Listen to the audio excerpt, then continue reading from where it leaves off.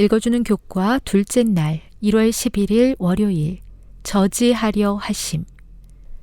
그때 여호와께서 이사야에게 이르시되 너와 내 아들 스알야숲은 윗못 수도 끝 세탁자의 밭 큰 길에 나가서 아하스를 만나.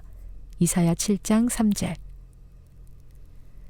아하스가 이스라엘과 수리아의 위협에 대항하기 위해 정치적인 선택을 저울질하고 있는 동안 하나님은 아하스가 알지 못하는 것들을 알고 계셨다.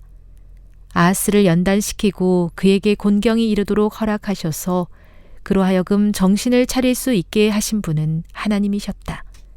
더군다나 디글랏 빌레셀에게 도움을 청하는 일이 인간적인 견지에서 볼 때에는 논리적이고 매력적으로 보였으나 하나님은 그 일이 유다 왕국에 결코 돌이킬 수 없는 결과를 가져올 것을 아셨다. 즉, 그 나라는 이제 이방의 지배하에 놓이게 될 것이었다. 상황이 매우 심각했다. 그래서 하나님은 아하스 왕이 아수르의 지도자를 만나지 못하게 설득하려고 이사야를 보내어 그의 계획을 저지하고자 하셨다.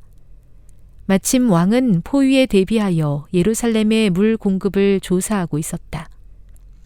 하나님은 왜 이사야에게 그의 아들 스알야숲을 데리고 가라고 말씀하셨는가?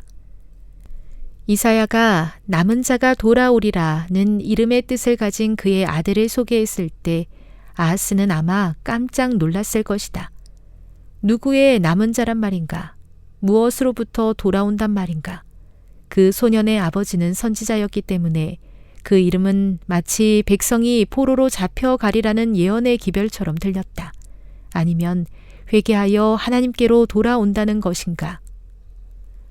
하나님이 아하스에게 주신 기별은 이와 같은 것이었다. 내가 생각하는 바로 그 의미다.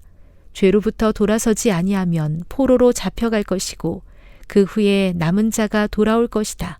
결정은 너의 몫이다. 왕의 상황에 대해 하나님은 어떤 기별을 주셨는가?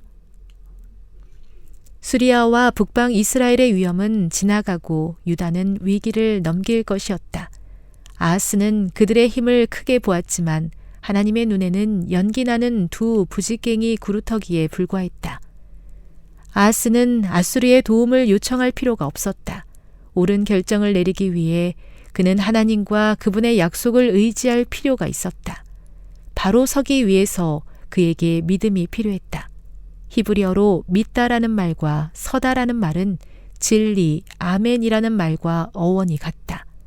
그는 믿음을 주기 위해 믿어야 했고 신뢰를 주기 위해 신뢰해야 했다. 교훈입니다. 인간의 눈에 커 보이는 장애도 하나님의 눈에는 극히 작은 것에 불과하다. 하나님은 우리의 문제보다 더 크시다. 묵상. 그대가 하나님을 믿는 것과 그대의 삶이 굳게 서는 것 사이에는 어떤 관계가 있습니까? 적용. 삶을 굳게 세우기 위해서 지금 그대에게 어떤 믿음이 필요할까요? 영감의 교훈입니다. 무력해 보이나 참으로 강한 영혼. 낙담은 가장 영웅적인 믿음도 흔들 수 있고 가장 확고한 의지도 약하게 할 수 있다. 그러나 하나님은 그 모든 것을 이해하시고 여전히 동정하시고 사랑하신다. 하나님은 동기와 마음의 의도를 훤히 아신다. 모든 것이 어둡게 보일 때에 끈기 있게 기다리고 의지하는 것이 하나님의 사업을 지도하는 자들이 배워야 할 교훈이다. 선지자 어왕 175. 아버지, 연약한 기초 위에 세워진 제 삶이 무너지는 것을 수없이 경험했습니다. 이제 제 삶을 반석이신 그리스도 위에 다시 세우기를 원합니다. 믿음과 순종으로 제 삶이 단단해지기를 원합니다.